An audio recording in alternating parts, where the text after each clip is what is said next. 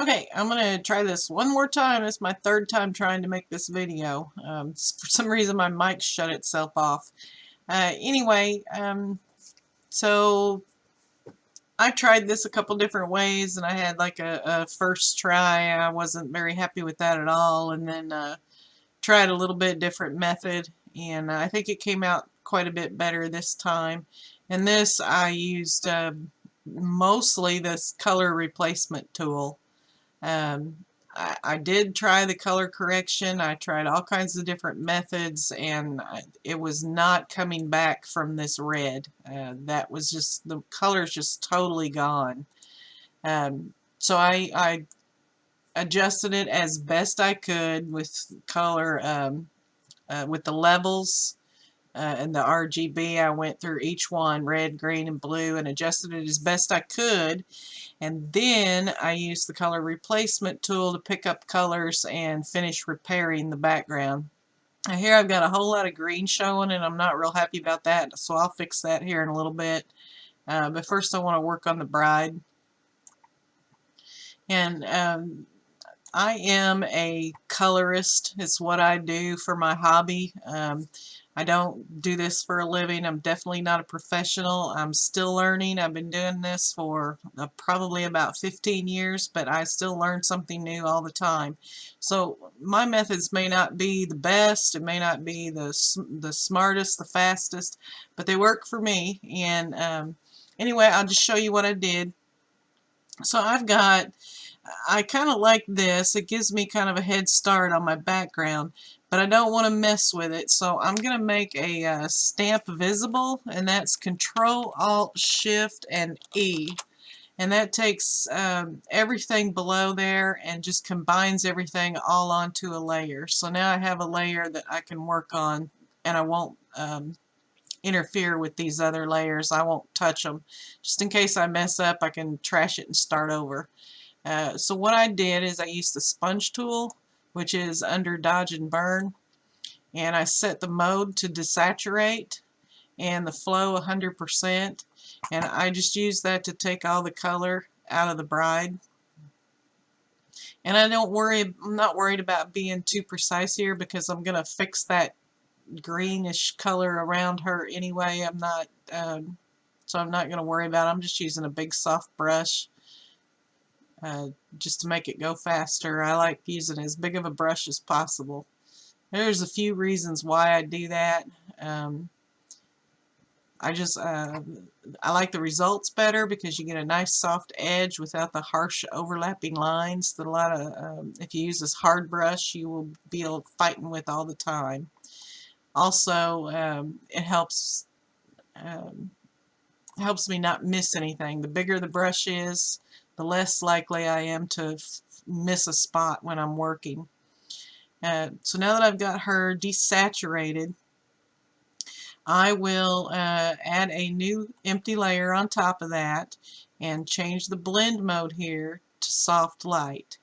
And I always color every color change, even if it's the same color. If I'm working on a different area, I will have a new layer and I set it to soft light. And a lot of people will label them, but I don't bother labeling them. I kind of work in the same pattern all the time. So anyway, I get my brush tool back, and I have these swatches that I like that I use all the time. So I just put them all on one photo together, so it would help me pick my colors. And right now I'm loving this color for my base coat for all skin. Doesn't matter what the ethnicity is. I typically use that same color. So with as big of a brush as I'm comfortable with, I will paint over her skin. And like I said, I'd rather overlap and then I'll erase it back than I would to miss something. So I use a fairly big brush.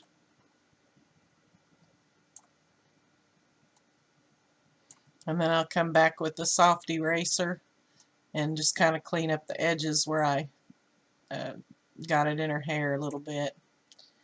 Then I will make a new layer, change it to soft light, And usually I do some shading on the face, and usually what I'll do is just pick something down here a little more saturated, a little darker, but I keep it on this same screen as the flesh color so that it's a relative color. I just make it darker and more saturated.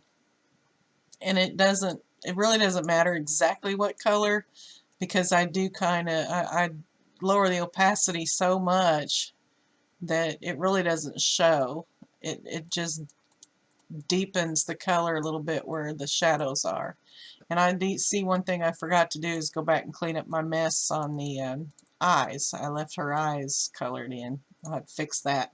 And then I turn the opacity down quite a bit, and that is 21%. And it's not a huge difference, but it kind of makes her look more three-dimensional. I'm going to go back to this flesh color here, get my eraser and clean up her eyes. And I'm trying to go real fast so I keep the video short. So I'm definitely being sloppy, not being as neat as I would normally be. I just want you to see kind of what I'm doing. And then I will make a new layer, change it to soft light, and for her hair, I'm pretty sure I used this color over here out of the swatches. Yep. I'm just going to color in her hair. I use this same color for shading a lot. And I'm just kind of deepening her eyebrows and the shading here a little bit with this same color. And I don't do things real neat and precise, but with this soft light it really makes things blend and look nice. Okay, new layer, soft light, and I'm just going to grab this red here, put a little red on her cheeks, turn that way down low. There's hardly anything there, it's really light, but it just gives a little bit of a glow to her face. New layer, soft light. I think I'm going to use this lip color over here. Sometimes I'll use just the plain red. Well, usually I will, but in her case, I think she might have lipstick on since she's at her wedding. So I want to go a little bit deeper color. I don't want to use the same red as what's on her cheeks. And then I will turn that down quite a bit because I don't want her lips to stand out like a clown compared to the rest of her face. And maybe a little bit of color in her eyes. See if I can find a decent brown here. Just put a little color in her eyes. And usually I will go back with white and pick up those highlights.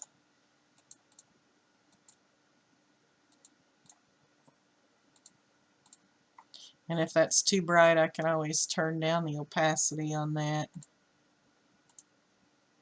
Just pick up those highlights a little bit.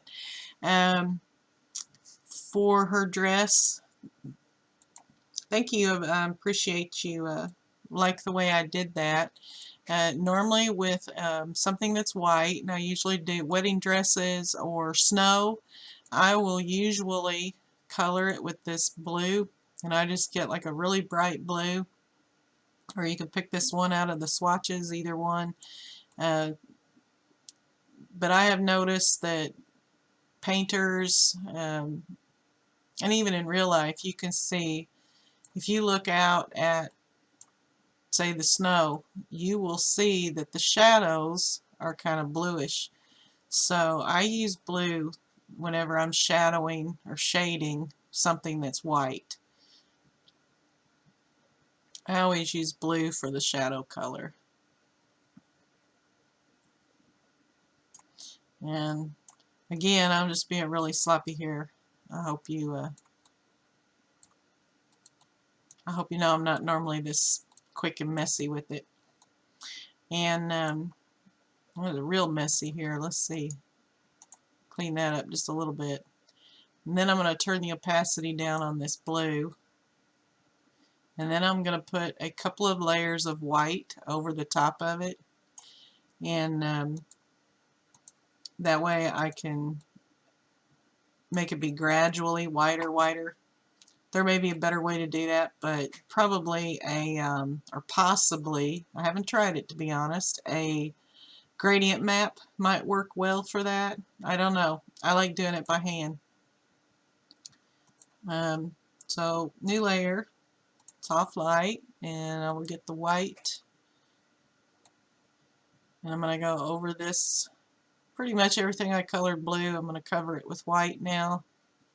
And then I'm going to turn the opacity down on this white so that the blue can show through. And the blue is going to cling to those shadowed areas. And the white is kind of going to cling to the highlighted areas. Even now you can see the shadow under there is blue instead of gray, like a black and white photo would be gray. Okay, and a new layer, soft light, and just kind of, now I just want to pick where I think it would be the whitest, the brightest areas. I want to preserve that shadow underneath her arms, so I'm not going to color up in that area. And sometimes you can add a little bit of a Gaussian blur to this if you want to. Normally I don't. I just turn the opacity down and keep layering it until I like the way it looks. And also I was sloppy there. I'm not too worried about that because I'm going to come in and color replace all that out there. But maybe I should clean that up just a little bit here. There you go. And new layer, soft light. And I'm sorry I keep repeating that, but I teach people how to do this, and I try to be very repetitive and tell them over and over because it helps. They say when I go slow and tell them again and again, it helps them learn. So I will say it over and over every time I do something. And then on something like these flowers, I would never use white, the default white. I use something like this. It's an off ivory color. Now on that dress I use the regular white, but on something organic like this, like flowers, I would never use a harsh white color on there. I think that would be a mistake. I also use this color like if I were to need to whiten her teeth or the whites of her eyes.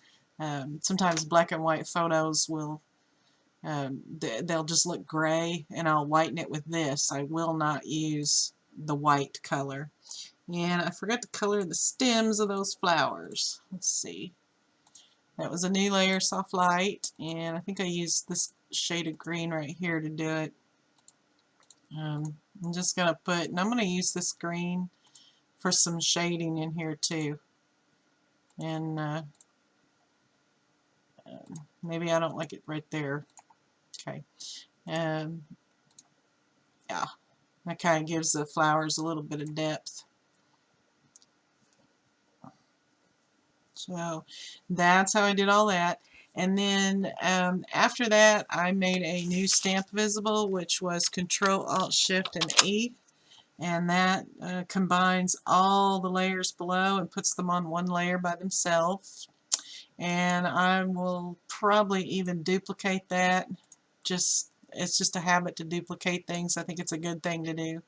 And then I'm going to use the color replacement tool, and I hold down Alt and choose a color out here, and then I'm going to go around and fix this color a little bit. I don't like the way that looks around the bride. It's like she's got a green halo around her. Not real sure I like that color I chose. Yeah, that's better. So I'm just going to clean that up around the edges. And darn it, I went over. Clean that up around the edges, and I think that'll be, I'll call it done. So let me know if I didn't explain something clearly, if I was going too fast, or if you have any questions. I'm not real good at verbally explaining something, so I thought it would be better to just make this video. And sorry if I ramble and talk too fast, but I just wanted to get it in here and get a quick one done. Let me know if I can help you in any way.